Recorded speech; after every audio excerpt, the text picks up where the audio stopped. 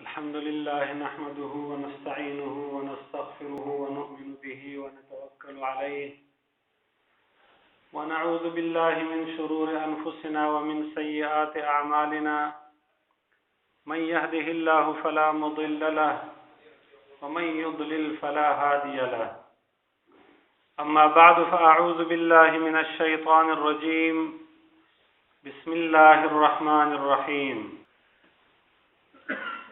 وَإِذْ قَالَ رَبُّكَ لِلْمَلَائِكَةِ إِنِّي جَاعِلٌ فِي الْأَرْضِ خَلِيفَةً صدق اللہ العظیم۔ درود شریف پڑھیے۔ اللہم صلی علی سیدنا محمد وعلی آل سیدنا محمد وبارک وسلم علیہ۔ اللہ جل شانہ نے کائنات کو پیدا کرنے کا جب ارادہ فرمایا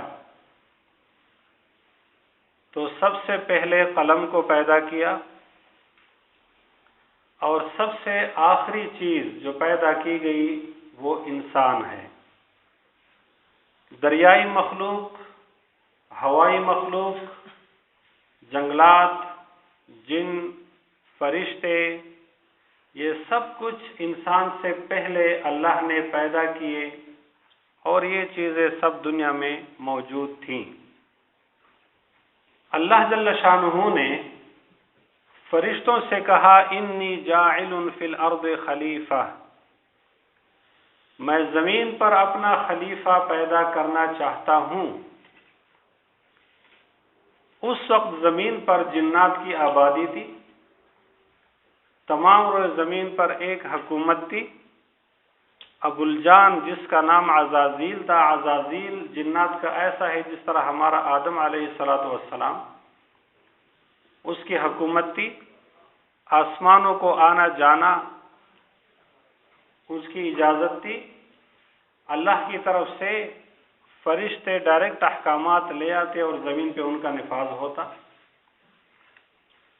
جنات کے طرز عمل کو دیکھتے ہوئے، پریویس ایکسپیرینس کو دیکھتے ہوئے فرشتوں نے کہا اتجعل فیہا من یفسد فیہا ویسفک الدماء، یا اللہ تو زمین پہ ایسی مخلوق پیدا کرے گا جو کہ زمین میں فساد برپا کرے گا، جس طرح جنات کا ایکسپیرینس آلریڈی ہمارے سامنے ہے، اور وہ زمین میں خونریزی کرے گا۔ اللہ نے فرمایا نہیں، انی اعلم ما لا تعلمون، جو میں جانتا ہوں وہ تم نہیں جانتے۔ اس کے بعد انسان کی تخلیق کا پروسیس اللہ نے بتایا۔ اللہ نے فرشتوں سے کہا فَإِذَا سَوَّيْتُهُ وَنَفَخْتُ فِيهِ مِن رُّوحِي فَقَعُوا لَهُ سَاجِدِينَ، جب انسان کو میں بنا لوں اور اس کے بعد اس میں اپنی روح میں پھونک دوں تو تم نے انسان کے سامنے سجدہ کرنا ہے۔ اللہ جل شانہ نے انسان کو پیدا کیا کس چیز سے؟ قرآن نے کبھی تو کہا من طین لازب، کبھی تو کہا من تراب، کبھی تو کہا من صلصال من حمأ مسنون، یعنی ٹوٹل الفاظ کا خلاصہ یہ ہے جس کو ہم آسان زبان میں کہتے ہیں کنکناتی ہوئی مٹی۔ انسان کو اللہ نے مٹی سے پیدا کیا، جنات کو اللہ نے آگ سے پیدا کیا تھا، جانوروں کو اللہ نے پانی سے پیدا کیا ہے، فرشتوں کو اللہ نے لائٹ سے، نور سے پیدا کیا ہے۔ اللہ نے فرمایا کہ انسان کو جب میں بنا لوں گا، جس طرح قرآن پاک کی ایک اور آیت میں ہے، اللہ فرماتے ہیں کہ میں نے آپ کو بنایا، آپ کو خوبصورت شکل دی، آپ کو برابر کیا۔ مثلا انسان کا ایک ہاتھ اگر لمبا ہوتا، دوسرا چھوٹا ہوتا تو شکل کیسے لگتی؟ اللہ فرماتے ہیں میں نے آپ کی ترکیب ایسے بنائی کہ آپ ایک خوبصورت حیوان کی صورت میں، ایک خوبصورت شکل میں دنیا میں آپ ظاہر ہوں۔ انسان کی شکل بنانا، انسان کا چہرہ بنانا، یہ اللہ کا کام تھا، اللہ نے کر دیا۔ اس چہرے کے جو ایکسپریشنز ہیں اس چہرے کا، جو ایک ہوتا ہے نا مانیٹر بنانا، وہ تو بن گیا، اب مانیٹر کا آؤٹ پٹ کیا ہے وہ انسان کا اپنا کام ہے، وہ اللہ نے اس کے ذمہ چھوڑ دیا کہ اس چہرے سے کیا ایکسپریشن دے رہے ہو، اس چہرے کا جو ریفلیکشن ہوگا وہ کیا ہے، وہ اللہ نے انسان کے لیے خود چھوڑ دیا۔ اللہ نے پہلا پروسیس جو فرسٹ سٹیج ہے وہ یہ بیان کیا کہ انسان کو بنانا میرا کام ہے، فَإِذَا سَوَيْتُهُ، جب میں پورا اس کو بنا لیتا ہوں، وَنَفَخْتُ فِيهِ مِن رُوحِي، اور پھر اس میں اپنی روح پھونک دیتا ہوں۔ قرآن اور حدیث کو جب ہم دیکھتے ہیں، تمام کائنات کی تخلیق میں کہیں پہ بھی یہ نہیں ہے کہ انسان کے علاوہ کسی اور چیز میں اللہ نے اپنی روح پھونک دی ہے۔ یہ صرف انسان کی خاصیت ہے، اللہ نے انسان میں اپنی روح پھونک دی۔ اس کا تقاضا کیا ہے؟ اور روح پھونکنے کے بعد اللہ جل شانہ نے فرشتوں سے کیوں یہ کہا فَقَعُوا لَهُ سَاجِدِينَ، تم نے انسان کے سامنے سجدہ کرنا ہے؟ اس لیے کہ روح، رسول صلی اللہ علیہ وسلم سے پوچھا گیا، یسألونک عن الروح، اے پیغمبر تم سے لوگ پوچھتے ہیں کہ روح کیا ہے؟ قل الروح، قل الروح من امر ربی، ان کو کہہ دو کہ روح اللہ کا ایک امر ہے، اللہ کا ایک حکم ہے۔ وی کین ناٹ ڈیفائن کیسا ہے، پاور کیا ہے، ہم کیا قبضے میں کر سکتے ہیں نہیں کر سکتے، وی ڈونٹ نو۔ اس لیے کہ جس طرح اللہ ہمارے احاطے سے باہر ہے، اس طرح اللہ کی تمام صفات وہ ہمارے احاطے قدرت سے باہر ہیں۔ روح وہ اللہ کی ایک صفت ہے، اللہ نے انسان میں روح ڈال دی، اس وجہ سے انسان یا تو فرشتے سے اعلیٰ درجے کا بن جاتا ہے، جس طرح اجماع امت ہے اس پہ کہ عام مومن عام فرشتے سے افضل ہے، جو خواص ہیں وہ تھوڑا اعلیٰ درجے کے فرشتوں سے افضل ہیں، اور جو انبیاء ہیں وہ مقربین سے بھی افضل ہے۔ انسان کو اللہ نے اس دنیا پہ مسلط کیا، تمام دنیا انسان کے لیے مسخر کی گئی۔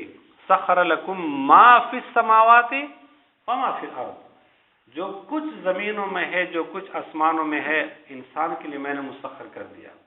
وجہ کیا ہے؟ اس لیے کہ انی جاعل فی الارض خلیفہ، انسان اللہ کا خلیفہ ہے، انسان اللہ کا نائب ہے، انسان میں انبیاء ہے، انسان پر اللہ کی کتابیں نازل ہوئی ہے، انسان کو اللہ نے مکلف بنا دیا ہے، اسی طرح جنات کو اللہ نے مکلف بنا دیا ہے، مگر جنات میں پیغمبر کوئی نہیں ہے۔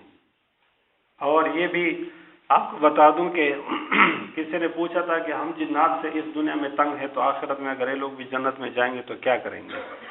لیکن شامی کا حوالہ ہے اور اس میں باقاعدہ منشن ہے کہ جنات جو ہیں ان کے لیے جنت نہیں ہے، تو گھبراؤ نہیں، جنات انشاءاللہ جنت میں، جنات کے لیے اور فلسفہ ہے، انسان صرف جنت میں ہوگا۔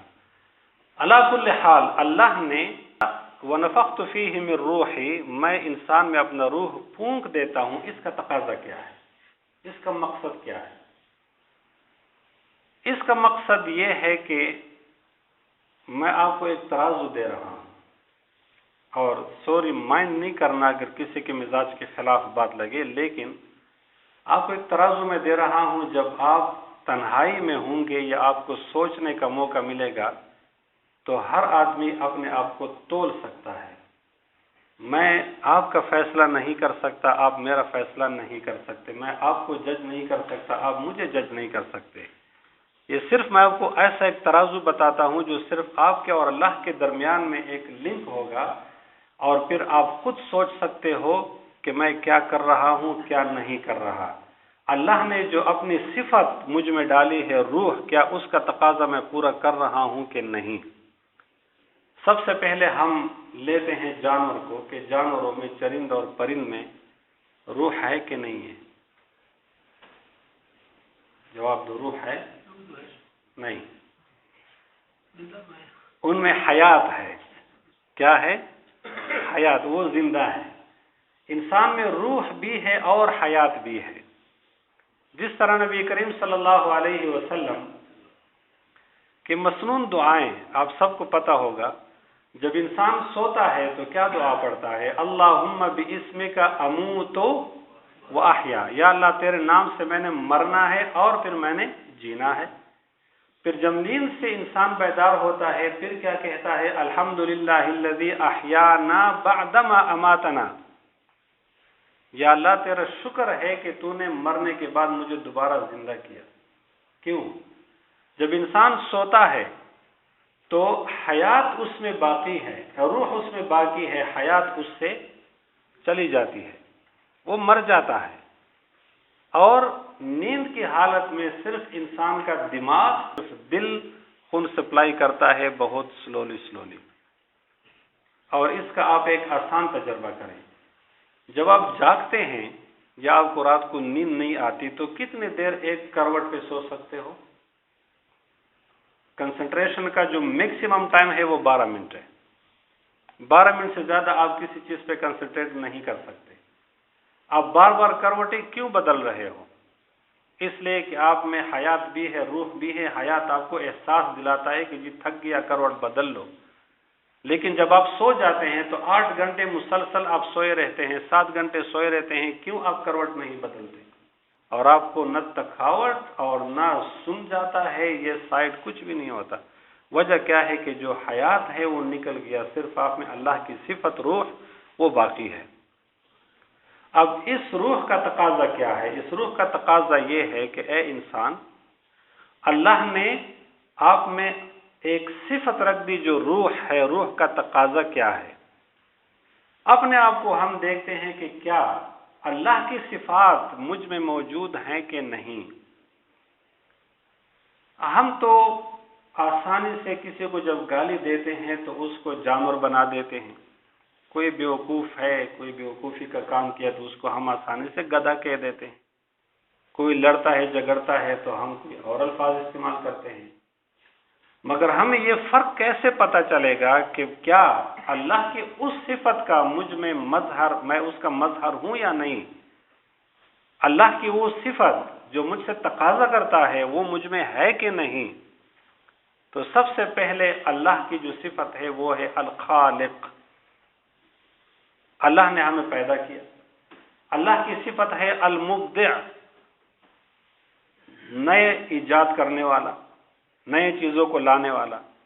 اگر کوئی انسان ایسا ہے کہ اس میں وہ کریٹو نہیں ہے، وہ تخلیقی نہیں ہے، تو اس کا مطلب یہ ہے کہ اس روح کا اثر اس میں ظاہر نہیں جو اللہ نے اس میں رکھ دیا تھا. انسان بحیثیت انسان ہمیشہ مجدد ہونا چاہیے. انسان بحیثیت انسان ہمیشہ کریٹو ہونا چاہیے. نئے نظریات کو سامنے لاؤ، نئی چیزوں کو سامنے لاؤ، نئی ایجادات کو سامنے لاؤ. آج لوگ کہتے ہیں کہ مسلمان ریورس انجینئرنگ پہ چلتے ہیں، مگر اگر سوچا جائے تو جتنے بھی سائنٹیفک ایجادات آج ہیں ان کی بنیاد کس نے رکھی ہے؟ اپنے مسلمان سائنسدانوں کی ہسٹری پڑھو. کس نے سمجھایا ہے لوگوں کو؟ کس نے تحقیقات کی ہیں؟ ریورس انجینئرنگ ہم اس پہ بلیو نہیں کرتے، بلکہ یہی چیزیں ہم نے آپ کو دی تھی اور اب ہم دوبارہ کر رہے ہیں. انسان کو کریٹو ہونا چاہیے، انوویشنز. اس کریشن میں آپ کی زندگی ہے، آپ کی جاب ہے، آپ کے بچے ہیں، آپ کی بیوی ہے، آپ کا گھر ہے. نیشن کے لیے، قوم کے لیے کام کرو، معاشرے اور سوسائٹی کے لیے کام کرو، نئے نئے نظریات کو انٹروڈیوس کرو، نئے نئی چیزوں کو انٹروڈیوس کرو. تب پتہ چلے گا کہ جو مقصد تھا ہماری پیدائش کا، ہماری تخلیق کا، وہ ہم نے حاصل کر لیا. اللہ کا دوسرا نام ہے رحمان اور رحیم، بہت معروف نام ہے، ہم ہر وقت بسم اللہ میں پڑھتے ہیں. اگر کسی میں رحم کا مادہ نہیں، جیسے آج کل ہم بڑے فخر سے کہتے ہیں، اگر کسی سے غلطی ہو جائے اور وہ معافی کے لیے آ جاتا ہے تو ہم بڑے جرأت کے ساتھ اس کو دھتکارتے ہیں کہ دفع ہو جاؤ، کبھی بھی معاف نہیں کروں گا. مگر ہمیں یہ پتہ نہیں ہوتا کہ یہ کتنی بڑی بات ہے. اللہ فرماتے ہیں میرے مخلوق کے ساتھ جس طرح تم ڈیل کرو گے وہی تیرے ساتھ میں کروں گا۔ اللہ کا یہ بھی وعدہ ہے کہ اے انسان اگر کس سے غلطی ہو جاتی ہے، آپ کا بیٹا ہے، آپ کا بھائی ہے، آپ کا رشتہ دار ہے، آپ کا پڑوسی ہے، آپ کا کلیگ ہے، آپ کا سبارڈینیٹ ہے، آپ کا ماتحت ہے، غلطی ہو گئی، انسان سے غلطی ہو جاتی ہے۔ اگر وہ اپنی غلطی کو مانتا ہے اور آپ اس کو معاف کر دیتے ہو تو اللہ فرماتے ہیں کہ اے میرے بندے یہ مت سوچو کہ تم مجھ سے آگے نکل جاؤ گے، تو نے تو صرف اس کی ایک غلطی کو معاف کر دیا، جاؤ میں نے تم دونوں کے تمام گناہوں کو معاف کر دیا۔ اس لیے کہ اللہ کا رحم جوش میں آتا ہے۔ قیامت کے دن بھی یہی ہوگا کہ رسول اللہ صلی اللہ علیہ وسلم فرماتے ہیں کہ ایک بندہ بھٹکتا پھرتا رہے گا، جب باپ دیکھے گا، ماں دیکھے گا، ہر بندہ چھپے گا، آخر ایک آدمی اس سے کہے گا اے بابا کیا بات ہے، بہت پریشان۔ وہ کہے گا کہ میرے اعمال کا وزن ہو گیا ہے اور بالکل فکس تول ہے، اللہ نے مجھے ایک آپشن دی ہے کہ جاؤ اور کس سے ایک نیکی ڈھونڈ کے لاؤ تو میں تیری مغفرت کر دوں گا۔ اب میں ڈھونڈ رہا ہوں اپنے دوستوں کو، رشتہ داروں کو، but unfortunately they are not available here. وہ بندہ کہے گا ڈونٹ وری کم، اس لیے کہ میرے پاس کوئی ایک بھی نیکی نہیں ہے، ایک ہی نیکی ہے، میرا تو ایسے بھی کام نہیں ہوگا، تم لے لو۔ وہ بندہ باغ کے آ رہا ہوگا، اپنی نیکی اٹھا کر کہے گا یا اللہ مل گیا۔ اللہ فرمائے گا کس نے دیا؟ آج تو نفسا نفسی کا عالم ہے۔ نبی کریم صلی اللہ علیہ وسلم فرماتے ہیں کہ جب اس بندے کو بلایا جائے گا تو اللہ کے الفاظ یہ ہیں یا عبدی اتريد ان تكون جوادا منی، اے میرے بندے کیا تم میرے ساتھ کمپٹیشن کرتا ہے، میرے مقابلے میں آ گیا تو یہ کوشش کرتا ہے کہ تم مجھ سے زیادہ سخی ہے، مجھ سے زیادہ دینے والا ہے؟ وہ کہے گا نہیں یا اللہ میرے پاس تو اور کچھ بھی نہیں تھا، بس ایک نہیں کی تھی، میں نے کہا چلو اس کا کام تو ہو جائے گا۔ اللہ فرمائے گا چلو میں نے تم دونوں کی مغفرت کر دی۔ مخلوق کے ساتھ ہم کیا رحم کا رشتہ رکھتے ہیں، کیا مہربانی کا رشتہ رکھتے ہیں۔ اور اللہ فرماتے ہیں کہ اگر کوئی تیرے پاس آتا ہے معافی مانگنے کے لیے، تم اس کو واپس کر دیتے ہو تو یاد رکھو کہ کبھی بھی میں تجھے معاف نہیں کروں گا، اس لیے کہ تم میں اگر اتنی رحم نہیں ہے تو مجھ سے کیوں توقع رکھتے ہو۔ اللہ کی ایک اور صفت ہے العادل۔ عادل کا مطلب ہوتا ہے جس طرح اللہ نے فرمایا کہ میں نے تمہیں خلق کا فسوا کا فعدلک۔ عدل مانا ہر چیز کو اپنی جگہ پہ رکھنا۔ عدالت اور ظلم ایک دوسرے کے اپوزٹ ہیں۔ ظلم کا مطلب ہوتا ہے کسی چیز کو اپنا حق نہیں دینا، عدالت کا مطلب ہوتا ہے ہر چیز کو اپنی جگہ پہ رکھنا۔ اللہ فرماتے ہیں کہ میں عادل ہوں اور مقسط۔ آج کل ہم دیکھتے ہیں، آسان مثال دوں گا، آسان مثال، اور دل تھام کے سن لیجیے کہ اگر کوئی شخص بیوی کا حق ادا کرنا چاہتا ہے تو وہ اتنا حق ادا کر جاتا ہے کہ باپ، ماں، بھائی، بہن، بھابھی، سارے رشتے ختم، فقط اور فقط کیا بن جاتا ہے؟ زن مرید۔ یہ عدالت نہیں۔ اور اگر کوئی بچہ بہت نیک بنتا ہے اور جنت کا خواہش مند ہوتا ہے کہ اللہ کی رضا مجھے ملے تو اس لیے کہ اللہ کی رضا باپ کی رضا میں ہے، اور جنت مجھے ملے کہ جنت ماں کے قدموں کے نیچے ہے، تو وہ ماں باپ کا اتنا حق ادا کرتا ہے، خود نہیں کرتا، دوسروں سے کرواتا ہے، کہ اس کے ہر ظلم و ستم کا تخت مشق اس کی بیوی بن جاتی ہے۔ Am I right؟ ٹھیک ہے۔ اگر ہم کام کرتے ہیں، جاب پہ جاتے ہیں، تو ہمارا فوکس کیا ہے؟ اکثر لوگوں کو میں نے یہاں تو مجھے پتہ نہیں، دبئی میں ان سے کہتا ہوں کہ تم مجھے یہ بتاؤ کہ تم کسی سرائے میں رہ رہے ہو یا تم گھر میں رہ رہے ہو؟ صبح نماز کے ٹائم میں گھر سے نکلا، سارا دن کام کام کام کام کام، رات 10-11 بجے آیا کہ بچے سو رہے ہیں، صبح وہ سویرے اسکول جائیں گے، بابا آفس میں جائے گا۔ شوہر آج کل یہ بن گئے ہیں کہ کام ان کی زندگی کا مقصد ہے، آگے نماز کی کوئی پرواہ نہیں ہے، پورے دن میں کتنے نمازیں پڑھیں۔ ایون کہ اکثر ایسے لوگ ہوتے ہیں کہ پورے دن میں پانی پینے کا ان کو موقع نہیں ملتا، واش روم جانے کا موقع نہیں ملتا، کچھ کھانے کا موقع نہیں ملتا۔ اور رسول صلی اللہ علیہ وسلم نے فرمایا وَلِنَفْسِكَ عَلَيْكَ حق، آپ کے نفس کا بھی تم پہ حق ہے۔ عدالت کدھر ہے؟ انصاف کدھر ہے؟ اگر ہم ایک شخص اپنی نوکری، اپنی بیوی اور اپنے بچوں کے درمیان اور اپنے گھر، اپنے لائف کے درمیان عدالت نہیں رکھ سکتا تو اس کا مطلب یہ ہے کہ اللہ نے جو اس میں روح پھونک کے اس کے تقاضے پورے نہیں کر رہا۔ اگر ہم حقوق ادا کرتے ہیں تو حقوق میں یا تو ہم اتنے ایکسٹریم پہ چلے جاتے ہیں کہ باقی سب کچھ بھول جاتے ہیں، اور ایک شخص اگر اتنا کمزور ہے بحیثیت شوہر کے کہ وہ ماں باپ اور بیوی کے درمیان انصاف نہیں کر سکتا تو اس نے شادی کیوں کی؟ بیٹا رہتا نا، کس نے اس کو کہا تو شادی کر؟ اور اگر شادی کر لی تو ماں باپ تو میرے ہیں، میرے بیوی کے تو نہیں ہیں۔ بیٹا خود ماں باپ کی خدمت نہیں کرے گا لیکن بیوی کو مجبور کرے گا کہ نہیں، پوجا پاٹ کرو، میرے بھابھی کی کرو، میری بہن کی کرو، میرے ماں باپ کی کرو۔ اگر دونوں اپنا حق ادا کرتے ہیں تو بیٹی شادی کرنے کے بعد بیٹی ہی رہتی ہے، وہ بیوی نہیں بنتی، اور بیٹا شادی کرنے کے بعد بیٹا ہی رہتا ہے، وہ شوہر نہیں بنتا، اس لیے کہ عدالت نہیں ہے اور رشتوں کا لحاظ ہم نہیں رکھتے۔ بہرحال اس موضوع پہ بہت کچھ کہا جا سکتا ہے۔ اللہ کے 99 نام جو ہمارے سامنے ہے، ایک ایک نام کا اثر، ایک ایک نام کا جو ریفلیکشن ہے وہ اگر کسی انسان میں ہے تو ٹھیک ہے، اگر نہیں ہے تو میں خود ایک ترازو لے کر اپنی زندگی پہ سوچتا ہوں کہ میں کیا کر رہا ہوں۔ اگر میری زندگی میں عدالت ہے، اگر میری زندگی میں تخلیق ہے، اگر میری زندگی میں رحم ہے، اگر میری زندگی میں قسط ہے، اگر میری زندگی میں اللہ کے اور صفات ہیں تو ٹھیک ہے، میں اس دنیا میں بھی کامیاب اور آخرت میں بھی کامیاب۔ لیکن اگر یہ چیزیں نہیں ہیں تو انفارچونیٹلی ہم پھر یہ کہیں گے کہ جی انسان اور جانور میں فرق کیا ہے۔ یہی وجہ ہے کہ جانور میں صرف نفس ہے، فرشتے میں صرف عقل ہے، اور انسان دونوں کا مرکب ہے۔ اگر انسان عقل کو اختیار کرے تو وہ فرشتے سے افضل بن جاتا ہے، اور اگر انسان نفس کا راستہ لے لے تو جانور سے بدتر بن جاتا ہے۔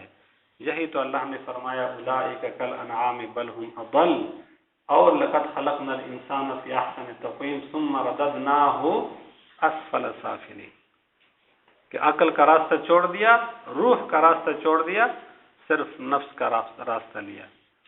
وآخر دعوانا ان الحمدللہ رب العالمین۔ میری ہمیشہ کوشش یہ ہوتی ہے کہ سوال جواب کا سلسلہ ہو اس لیے کہ اس میں جو آپ کی ضرورت ہے وہ آپ کو مل جاتا ہے جواب، اور چونکہ تقاریر بیان آپ نے بہت سنے ہوں گے تو کوشش میں کر رہا تھا کہ بہت مختصر بیان ہو جائے، لیکن پھر بھی میرے خیال میں 20 منٹ